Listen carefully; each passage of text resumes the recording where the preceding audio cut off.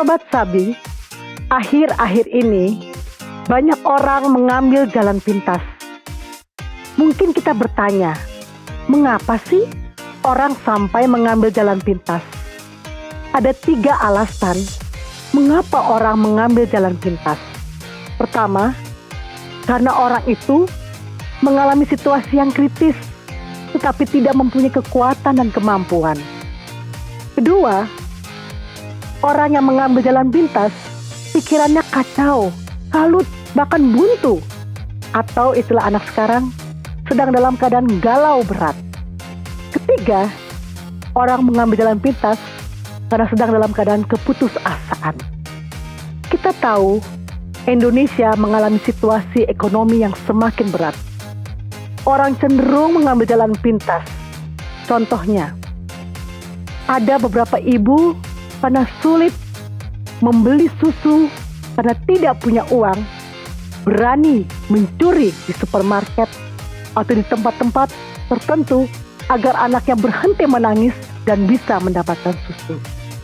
Atau kita lihat banyak orang yang berhasil, tapi kenapa sampai bisa bunuh diri? Ternyata mereka kelilit hutang yang begitu besar.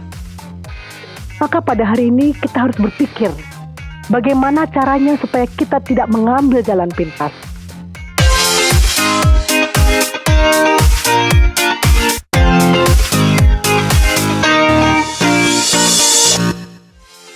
Sebagai orang beriman, kita perlu mengandalkan Tuhan. Diberkatilah orang yang mengandalkan Tuhan, yang menaruh harapannya kepada Tuhan. Apa ciri-ciri orang yang mengandalkan Tuhan? Yang pertama, orang yang mengandalkan Tuhan, dia percaya sepenuhnya kepada Tuhan, bahwa hanya Tuhanlah yang bisa menolongnya, karena Tuhanlah satu-satunya sumber kekuatan, sumber penghiburan, dan sumber pertolongan. Kedua, orang yang mengandalkan Tuhan adalah orang yang berbuat seperti yang Tuhan perintahkan, bukan berdasarkan keinginan atau kemampuan dirinya sendiri.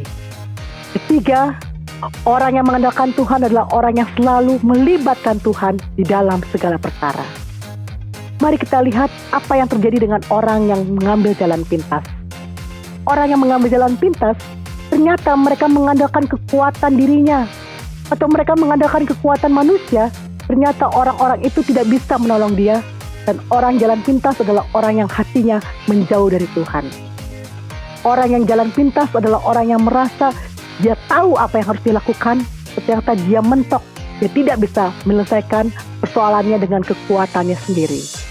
Maka akhirnya orang itu mengambil jalan pintas yang mendatangkan malapetaka, bahkan mendatangkan hukuman bagi dirinya sendiri.